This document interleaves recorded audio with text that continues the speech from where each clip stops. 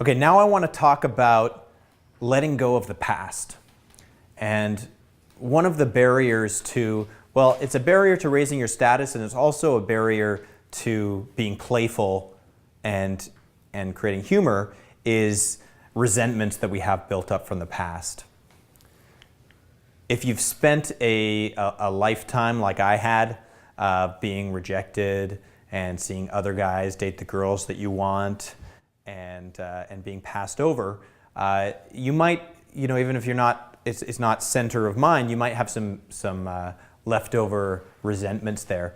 And I've noticed that particularly when it comes to high status humor, if your motivation is spiteful or bitter or resentful, it doesn't work, right? That's not fun for anybody when someone's out there with a bitter motive. So as much as we're going to talk about the mechanics of humor and how to engineer and how to create it in different situations and how to create high status humor, if you're doing it with the intention of some sort of a bitter intention, it's not going to help you. So I want you to think about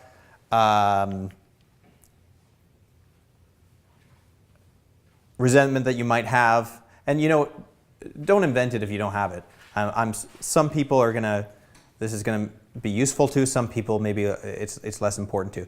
But resentment towards women, I see this a lot. You're so used to not attracting those hot women that you go in with a sense of kind of bitterness. Bitterness towards the men that are good with women. It's a tricky one. I had a boss way back, right after high school, and it was a landscaping job that I had. And we'd drive around in the truck and we'd go do people's lawns and gardens, and it was a fun job. Anyway, my boss really, I don't know if he really did, he wanted to be rich, right? He wanted to be wealthy. But whenever he'd see a really nice car, he'd say, jokingly, half jokingly, he'd say, "I hate your car."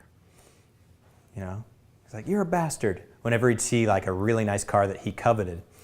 And it's strange because he's hating the thing that he wants to become. And when you hate the thing that you want to become, it makes you never become that. I ran into him actually a couple of years ago, on the other side of the country, strangely enough. And he's doing fine. He's doing well. He's not particularly wealthy, and that's not any indication. It's not that everyone who wants to be wealthy ends up being wealthy, but we get what's called a secondary payoff by feeling superior to people that have things that we don't.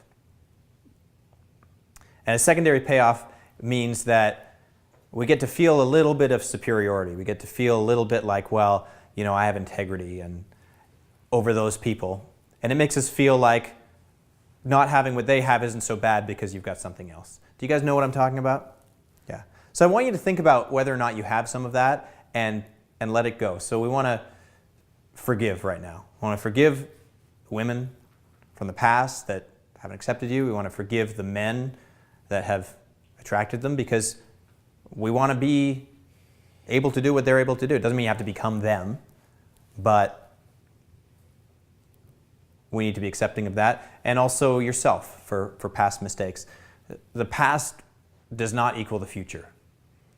So whatever's happened in the past, we're going to leave it behind us, and starting now, I'm going to start with a clean slate, and it's going to make things a lot more fun.